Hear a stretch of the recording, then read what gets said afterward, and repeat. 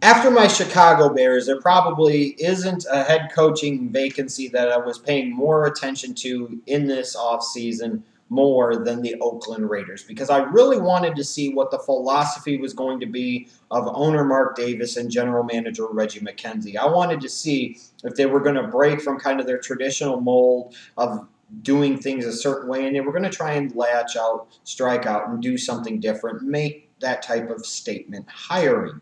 And, for a while there, I was anticipating that it would be possible that they might end up with somebody like a Jim Harbaugh, that they were going to be very set and determined to do whatever they needed to do, both financially in terms of personnel decision-making power as well, to bring Jim Harbaugh into the fold. And that ultimately didn't happen. But I was still wondering what the Raiders were going to do. Were they going to just go back to hiring more guys like a Dennis Allen, like a Tom Cable, these unproven coaches that get their first opportunity and they come on the cheap, that kind of are puppets for the organization? Or were they going to go out and get somebody with a qualified NFL head coaching background, somebody that could actually affect some positive change in the organization and ultimately on the football field where it's most important? Well, to the Raiders' credit, they decided to go get somebody with some proven previous NFL head coaching experience. They ended up hiring away Jack Del Rio from the Denver Broncos, their defensive coordinator, the former head coach of the Jacksonville Jaguars. And I know that this move is being met with a lot of and a lot of that's the best you got, or this is the big time splash, or this is supposed to get us excited. And I have to confess, I kind of agree with that assessment and that sentiment, frankly. Look, I like Jack Del Rio, kind of. I think he's an okay NFL head coach. I don't think he's anything special. I think he's solid as a defensive coordinator, but again, not anything particularly special. When you look back at his time, I believe it was 9 years with the Jacksonville Jaguars, I think they had maybe 3 winning seasons and 2 trips to the playoffs.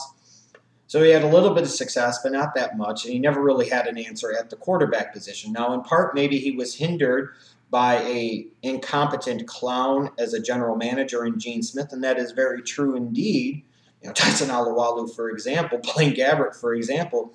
However, you're bringing in a coach that used to be in one situation and now bringing him into the fold in a situation that is eerily similar, with a GM that is potentially very incompetent, with a lack of quality ownership, and with a roster that is very devoid of talent.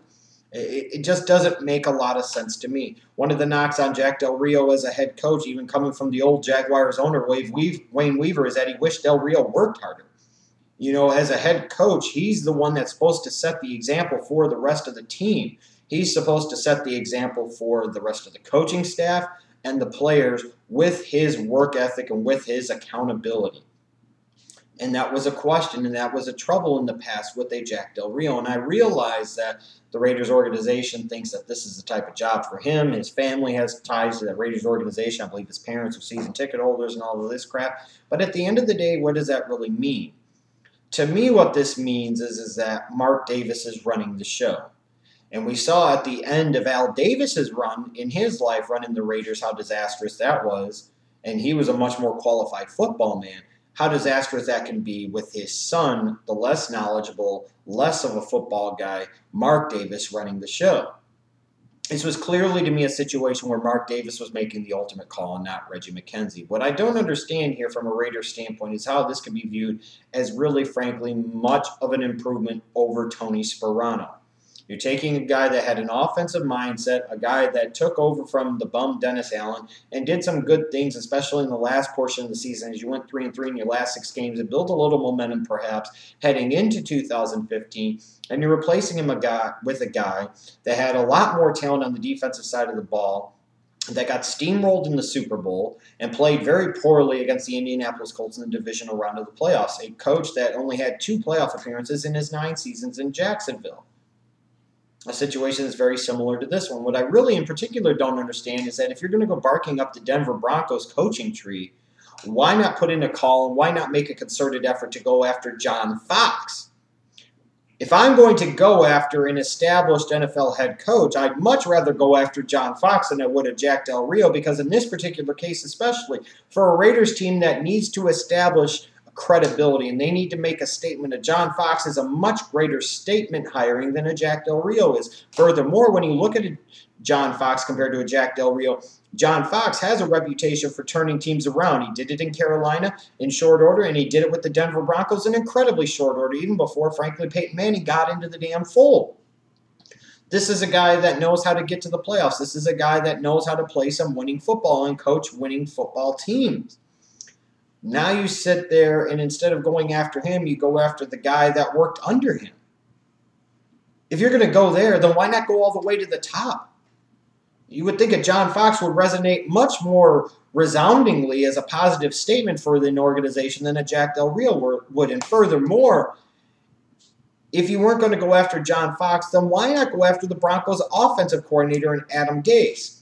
Look, I think Gase is a little bit overrated as a coaching candidate, in my opinion. However, with that said, here's an offensive-minded guy.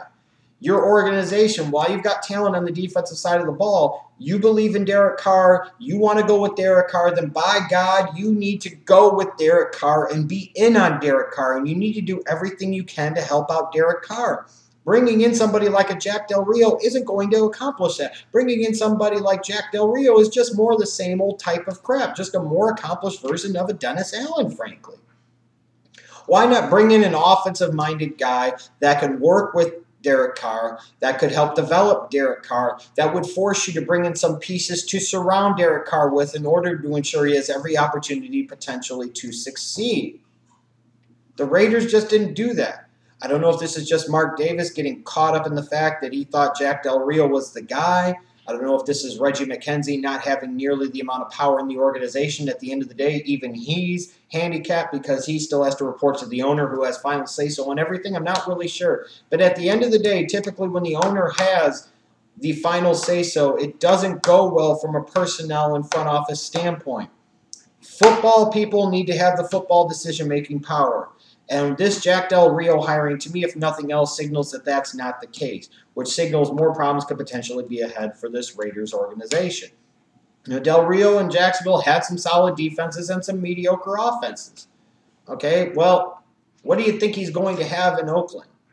You know, at the end of the day, the name of the game is to get to the playoffs and try to win a Super Bowl. That's what you should be building for. Frankly, you shouldn't even be building for just the playoffs. You should be building for the mindset of trying to win a championship. Even bringing in a John Fox, he'd have got you to the playoffs in 2 or 3 years, but a championship, he ain't winning you, period.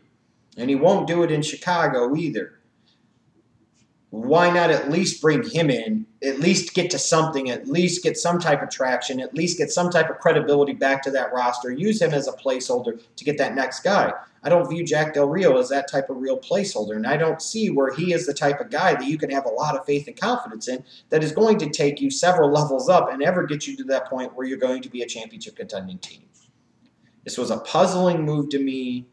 I'm not going to totally poon on Jack Del Rio, because I think some ways he was stuck in a very bad situation with an incredibly incompetent general manager in Gene Smith in Jacksonville, and sometimes he made the best out of a bad situation. I think in some ways he's gotten a bit of a raw deal. I think he's somebody that has deserved a second head coaching opportunity, and he might make the most out of it here in Oakland. I'd be more concerned, though, if I'm a Raiders fan in terms of what this might represent and who it means is really in charge. Because at the end of the day, as bad as it seems like Reggie McKenzie has been, because he has been, what has Mark Davis been? If Mark Davis is the one really running the show, can the Raiders organization and Raiders fans really truly expect things to get better anytime soon? I just don't know that you could sit there honestly at this point and say yes.